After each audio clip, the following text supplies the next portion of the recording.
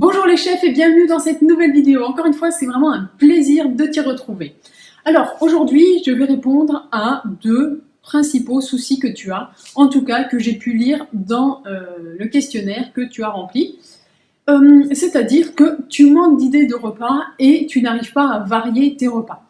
Alors, bien sûr, ce que tu peux faire, c'est apprendre de nouvelles recettes.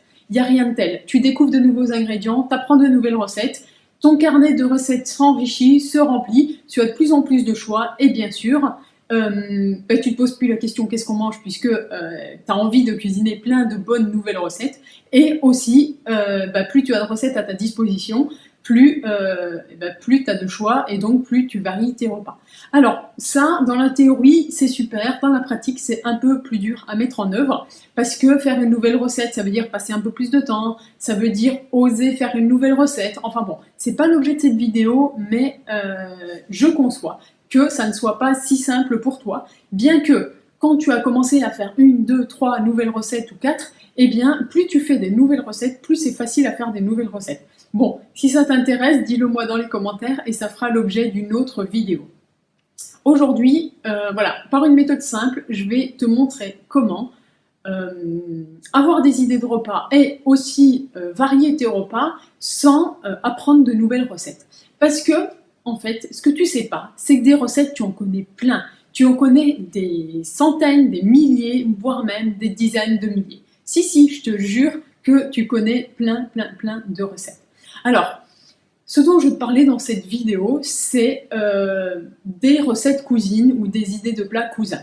Alors, j'ai appelé ça comme ça parce que, en fait, avec une même recette, avec une base de recettes identique, eh bien, que tu connais d'ailleurs, tu vas pouvoir cuisiner plein de repas différents. Je te donne un exemple, la quiche. Je pense que tu sais faire des quiches ou, si tu veux un exemple encore plus simple, la pizza. Je pense que tu sais faire une pizza. Eh bien, tu peux faire des quiches ou des pizzas de 1001 façons différentes. Et pourtant, on va reprendre l'exemple des quiches. Pour faire une quiche, il te suffit simplement de savoir faire une tarte, une pâte à tarte, excuse-moi, un appareil à crème prise. Alors, sauce ton barbare, qu'est-ce que c'est? C'est le mélange lait, crème, œuf, et aussi eh bien, d'ajouter une garniture. Alors après, la garniture, c'est ce que tu veux, poulet, légumes, fromage. Eh bien, quand tu connais la base de la technique pour faire une quiche, c'est-à-dire la pâte, l'appareil à crème prise et la cuisson pour que le fond soit bien cuit, eh bien, tu sais, tu as au moins 1000 idées de repas. Alors, quand je te dis 1000, c'est pas exagéré, c'est pas un chiffre au hasard, c'est même, je dirais, un minimum.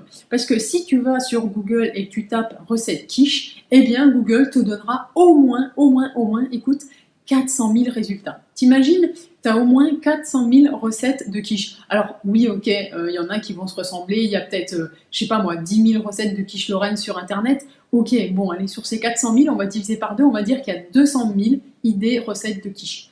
Alors, ce que tu peux faire, c'est soit utiliser les plats cousins de cette façon-là, si t'es pas sûr de toi, c'est-à-dire que tu diras, bah tiens, je vais voir une recette de quiche sur Google, de toute façon, je sais faire ma pâte, je sais faire mon appareil à crème prise, on verra ce qu'on me dit de mettre dedans, est-ce que c'est du saumon, est-ce que c'est du poulet, est-ce que c'est des légumes, quel fromage, et comme ça tu suis une recette. Soit si tu es un peu plus créatif ou créative, eh bien ce que je t'invite à faire, c'est de créer ta quiche en fonction de tes envies, en fonction de ce que tu as dans le frigo, en fonction de la saison, de tout ça, puisque tu auras bien compris qu'une quiche, c'est de la pâte, un appareil à crème prise, souvent des légumes, souvent une protéine, que ce soit du fromage, de la viande ou du poisson, et puis voilà, c'est tout. Donc une fois que tu as compris ça, tu peux mettre n'importe quelle protéine, tu peux mettre n'importe quel légume et quasiment n'importe quel fromage. Et ainsi, tu as plein d'idées de quiche avec une recette que tu connais.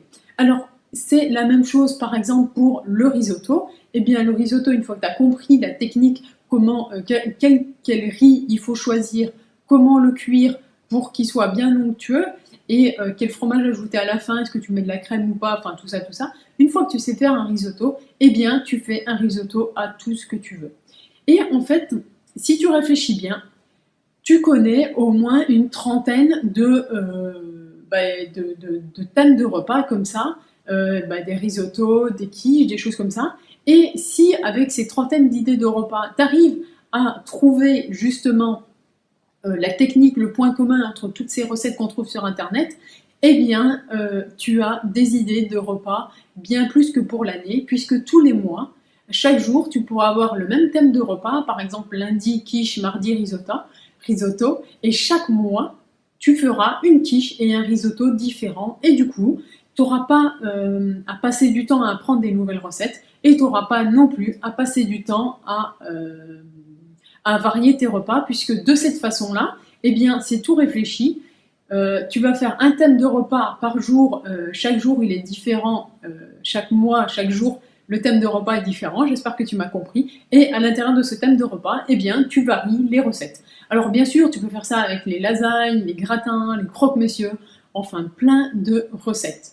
Donc voilà, une astuce vraiment très simple pour varier tes repas et avoir des idées de repas. Si tu as aussi des plats comme ça que tu varies à la folie et que tu adores faire, n'hésite pas à partager tout ça dans les commentaires. Et voilà, ça me fera plaisir de te lire. Je te remercie beaucoup d'avoir vu la vidéo et je te dis à la semaine prochaine pour une nouvelle vidéo. Bye bye! Ah oui, et j'oubliais, si tu as aimé la vidéo, bien sûr, un pouce bleu énorme et gourmand, ça me fera super plaisir. Merci!